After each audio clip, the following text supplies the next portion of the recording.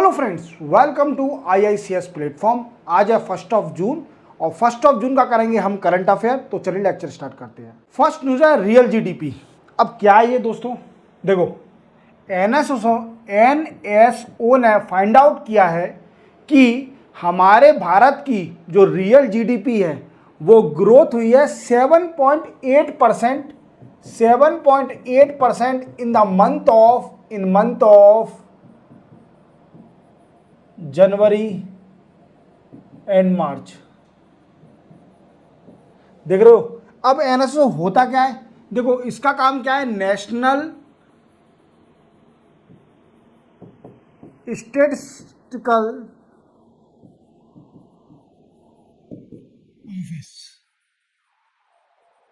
देखो इसका काम होता है इकोनॉमिक फाइंड आउट करना, डेटा देना, स्टैटिक्स देना, data related to GDP, economy. तो इसने अभी डेटा दिया है सरप्राइजिंगली,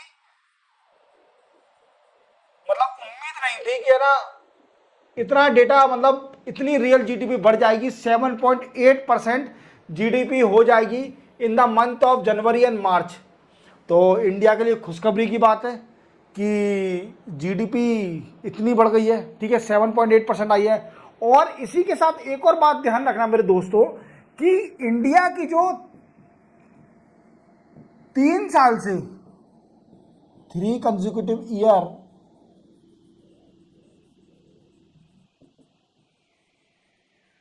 जो जीडीपी है वो मोर देन 7% है। तो वीकेंड से इंडिया ग्रोथ के कगार पे है, इंडिया बहुत आगे जाने वाला है। समझ रहे हो आप मेरी बात को, इंडिया ग्रोथ की कगार पे है। और 3 साल से 7% से रिड्यूस नहीं हुई है इंडिया की जीडीपी, 7% से अबव हुई है और कंटिन्यूसली 3 साल से 7% अबव। और एनएसओ ने फाइंड आउट कराया कितना, 7.8% GDP grow in the month of January to March. समझ रहे हो आप मेरी बात को। और दूसरी बात ध्यान रखना, ये इतनी जीडीपी बढ़ी क्यों, देखो ग्रोथ हुई है कुछ सेक्टरों में, ग्रोथ इन मैन्युफैक्चरिंग सेक्टर,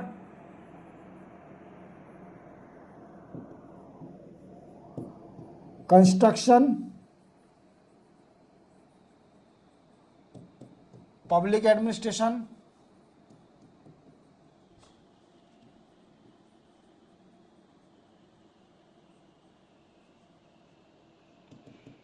इनमें ग्रोथ हुई है। अब इनसे पूछा गया कि सर जी ठीक है आपने इतनी ग्रोथ कर दी, पर तो भी हमारे इंडिया में ये कम क्यों हो रहा है, कंजम्पशन एक्सपेंडिचर।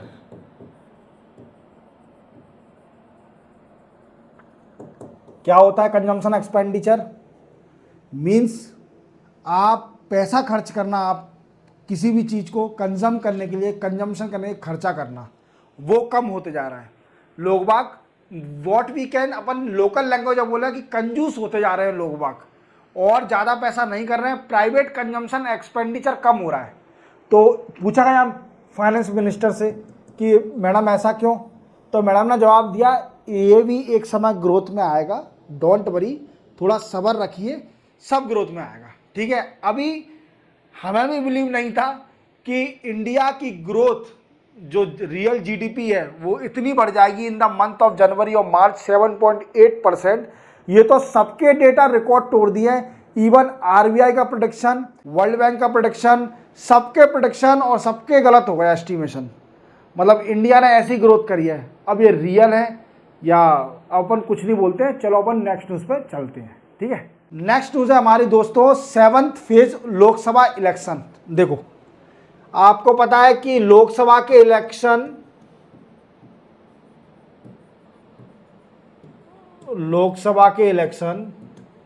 7 फेज में हुए थे, 7th फेज। और आज दोस्तों लास्ट फेज के इलेक्शन है जो कि 57 कंस्टिट्यूएंसी पर होंगे,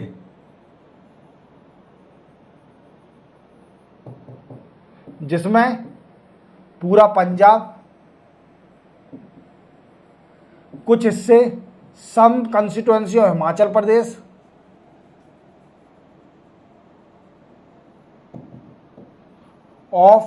हिमाचल प्रदेश, और हमारे नरेंद्र मोदी साहब जो पीएम साहब है हमारे, उनके भी आज ही इलेक्शन होना है वाराणसी में। क्लियर है दोस्तों, यहाँ भी इलेक्शन होना है आज 7th फेज में। तो देखते हैं 4 जून को क्या होता है, किसकी सरकार बनती है भारत के अंदर, क्योंकि वर्ल्ड की नज़र, वर्ल्ड जो बड़ी बड़ी कंट्रियाँ हैं उनकी नज़र इंडिया के इलेक्शन पर है, जिससे कि पूरे इंडिया की इकोनॉमी डिपेंडेंट है। जिस भी पार्टी की सरकार बनेगी उसके बाद देखना आप इंडिया की कैसी ग्रोथ होती है, क्योंकि मेरे को लगता है कि अभी ग्रोथ रुक गई है, क्योंकि कुछ लोगों को फॉरेनर जो FPI है मैंने बताया था कि उनके मन में डाउट है कि पॉलिटिकल इनस्टेबिलिटी है इंडिया में, इलेक्शन में कुछ ना कुछ भी हो सकता है, पार्टी गिर भी सकती है बीजेपी की, NDA सरकार की, या फिर UPA government Indian block alliance आ सकता है, या NDA की बनती है। देखते हैं 4 जून को पता चल जाएगा शाम तक। ठीक है, चलते हैं। और हाँ, एक और बात ध्यान रखना कि आज शाम को वोटिंग होने के बाद इवनिंग में आपको एग्जिट पोल भी आ जाएगा डेफिनेटली। 7th फेज ऐसे ही इलेक्शन कंप्लीट हुए एग्जिट पोल आ जाएगा सब न्यूज़ चैनल का, तो उनको भी देखना, तो उससे पता चल जाएगा कि कौन सी सरकार अधिकतर बन रही है। पर मेरे अकॉर्डिंग एग्जिट पोल कुछ सही होते हैं, कुछ मतलब फेक होते हैं। ठीक है, चलते अपन नेक्स्ट न्यूज़ पर। तो 57 कंस्टिट्यूएंसी दिल्ली। देखो दिल्ली में क्या हो रहा है अभी, आप जानते हो दिल्ली 2 ही चीज़ के लिए फेमस है अभी किस चीज़ के लिए? एक हमारे अरविंद केजरीवाल जी के लिए, अरविंद केजरीवाल सर जी जाने वाले हैं जेल, फिर से तिहाड़ जेल जाने वाले हैं, और उन्होंने दिल्ली के लोगों से अपील करी है कि मेरे पेरेंट्स का ख्याल रखें सब पूरे दिल्ली के लोग बाग, और मैं जेल जाने वाला हूं कल। उन्हें कई प्रयास करे सुप्रीम कोर्ट में, इवन सभी सुप्रीम कोर्ट में गए, पिटीशन लगाई कि हेल्थ चेकअप के लिए मेरी बेल को एक्सटेंड कर दिया जाए, बट देखते हैं फाइनली क्या होता है। और बेल कैंसिल शायद हो गई है, दिल्ली अब जाने वाले हैं, कल जेल चले जाएंगे वो। तो इसी बात को, और दूसरा हमारा एक चल रहा है हीट वेव, गाना तो आपने सुना होगा, हाय गर्मी हाय गर्मी। तो गर्मी क्या है दिल्ली में बहुत ज़्यादा है, approximately around 50 degree Celsius touch कर चुका है वहाँ का टेम्परेचर। समझ रहे हो आप मेरी बात को, वहाँ का टेम्परेचर 50 डिग्री सेल्सियस टच कर चुका है। अब टच करने के साथ वहाँ पर पानी की भी किल्लत हो गई है, पानी की शॉर्टेज हो गई है, पानी scarcity, water scarcity, water crisis भी आ गया है, वाटर क्राइसिस। देखो कैसे लोग बाग एक के ऊपर एक चढ़ रहे हैं। तो आपसे रिक्वेस्ट है प्लीज़ पानी का वेस्टेज ना करें, पानी की वैल्यू को समझें, क्योंकि कुछ एरियाओं में पानी की वैल्यू बहुत है। इवन पैसा देकर आदमी टैंक मंगा रहे हैं, पैसे से भी ज़्यादा कीमत हो गई है पानी की इस टाइम कुछ एरिया में दिल्ली में। तो दिल्ली गवर्नमेंट ने, न्यूज़ क्या है, दिल्ली गवर्नमेंट ने सुप्रीम कोर्ट से अप्रोच किया है, सुप्रीम कोर्ट से बोला है कि आप 2 स्टेट को डायरेक्शन दीजिए, ऑर्डर दीजिए, किसको? एक हरियाणा एंड सेकंड हिमाचल प्रदेश। हरियाणा और हिमाचल प्रदेश को डायरेक्शन दीजिए कि वो वाटर रिलीज करें। क्या करें? वाटर रिलीज करें ज़्यादा इन दिल्ली, जिससे कि दिल्ली में जो पानी की शॉर्टेज है उसको रिजॉल्व हो सके। तो आप समझ गए होंगे कि दिल्ली में सिर्फ 2 ही बातें चल रही हैं अभी हीट में जो चल रही हैं, एक तो गर्मी, हाई गर्मी, और दूसरी अरविंद केजरीवाल जी तिहाड़ जेल जाने वाले हैं, और वो लगे हैं पूरी तैयारी के साथ कि उनको बेल मिल जाए, पर देखते हैं इन फ्यूचर क्या होता है। तो और दूसरा पानी की किल्लत, पानी देखो कितना बुरा, हीट वेव के कारण पानी लोगों को मतलब बहुत, इस बार गर्मी इतनी पड़ी है, अति मचा दी गर्मी ने, अति, इसको मतलब बोलते हैं कि ओवर हो गया गर्मी का।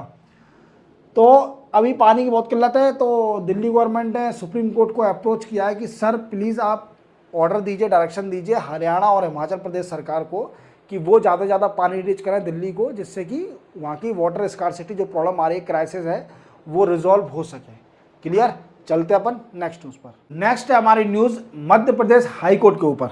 देखो दोस्तों, मध्य प्रदेश हाई कोर्ट में मैंने आपको 2 या 3 दिन पहले एक न्यूज़ बताई थी। क्या बताई थी? कि मध्य प्रदेश हाई कोर्ट ने एक पेटिशन सुनी है रिगार्डिंग नर्सिंग कॉलेज।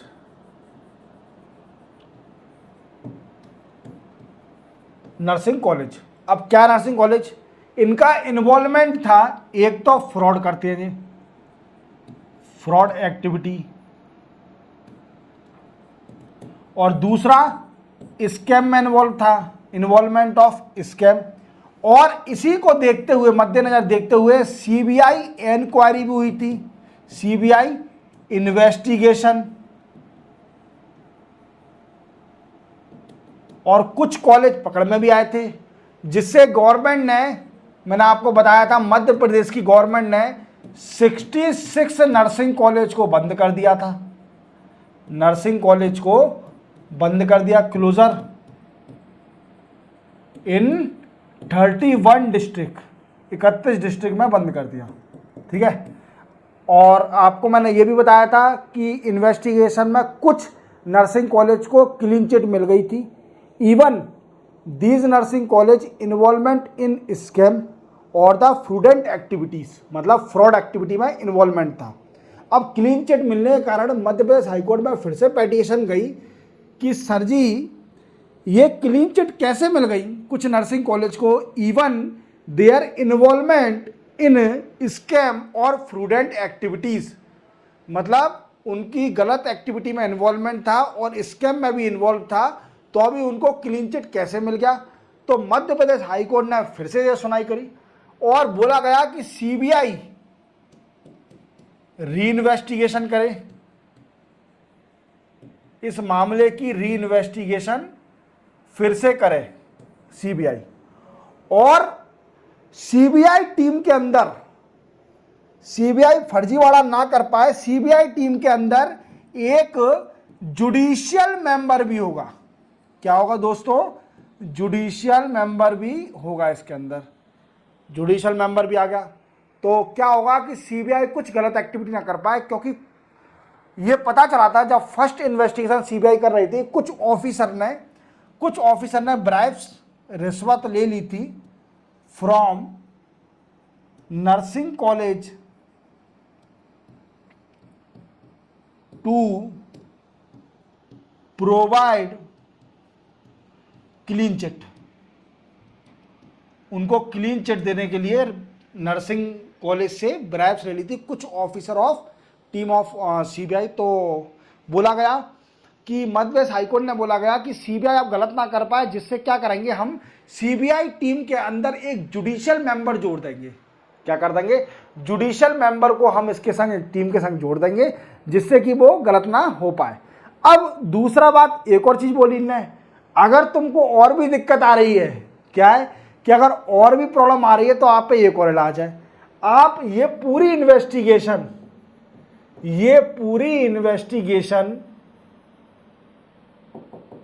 की वीडियोग्राफी करें। देख रहे हो, मतलब हाईकोर्ट को कम मत समझना, हाईकोर्ट इंडिया के पूरा पानी निकाल लेते हैं। वो इतने पढ़े लिखे लोग हैं जो हाईकोर्ट के जज होते हैं, वो गलत तुम कर ही नहीं सकते बिल्कुल भी। एक बार कर लोगे, 2 बार कर लोगे, 3 बार कर लोगे, वो ऐसा तोड़ निकाल के देंगे आपको कि आप गलत कर ही नहीं सकते। उनने क्या तोड़ निकाल दिया कि आप तो पहले फिर से इन्वेस्टिगेशन करो इन कॉलेजों की, जो नर्सिंग कॉलेज हैं, और कॉलेज के साथ जो सीबीआई की टीम होगी उसमें एक जुडिशियल मेंबर को भी जोड़ दो, तो गलत ना हो पाए। ठीक है। दूसरा, वीडियोग्राफी करो इन्वेस्टिगेशन की, और वो कोर्ट में देखा जाएगा कि इन्होंने इन्वेस्टिगेशन कैसे करी है वीडियोग्राफी में। तो ये पूरी न्यूज़ थी। चलते अपन नेक्स्ट न्यूज़ पर। नेक्स्ट न्यूज़ है हमारी मंगोलिया के ऊपर। देखो, मंगोलिया कंट्री तो आप जानते होंगे, ठीक है। मंगोलिया कंट्री कहाँ पर है मेरे दोस्तों? तो आप एशिया कॉन्टिनेंट में देखना, चाइना के ऊपर तो एक कंट्री दिखेगी, मंगोलिया, इतनी बड़ी कंट्री, ठीक है। चाइना के ऊपर मतलब ये कंट्री आती है सेंट्रल एशिया में। कहाँ आती है? सेंट्रल एशिया, मीन्स एशिया के बीच में, ठीक है। अब ये न्यूज में क्यों है? देखो, इंडिया अब क्या करेगी? मंगोलिया में एक्सेस करेगी। कैसे एक्सेस करेगी? मंगोलिया से टायर अप करेगी, या we can say that's a memorandum of understanding sign करेगी for import import of cooking coal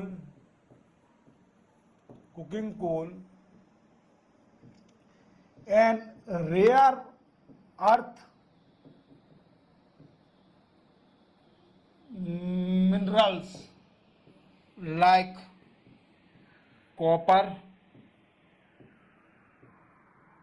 etc, ठीक है।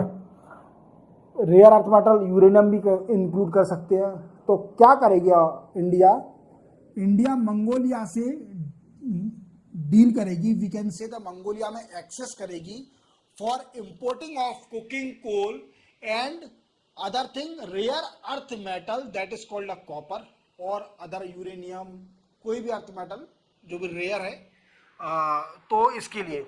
और इसी के साथ चाइना को साइडलाइन किया जाएगा, चाइना को साइड में रख दिया जाएगा और मंगोलिया में इंडिया एक्सेस कर लेगी। इसके लिए इंडिया ने एक जॉइंट टीम बनाई है, जॉइंट वर्किंग टीम भी बोल सकते हैं, वर्किंग कमेटी बोल सकते हैं। लो मैं उदाहरण देता हूं, joint working committee, we can say joint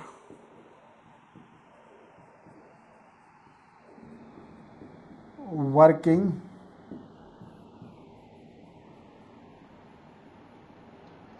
committee with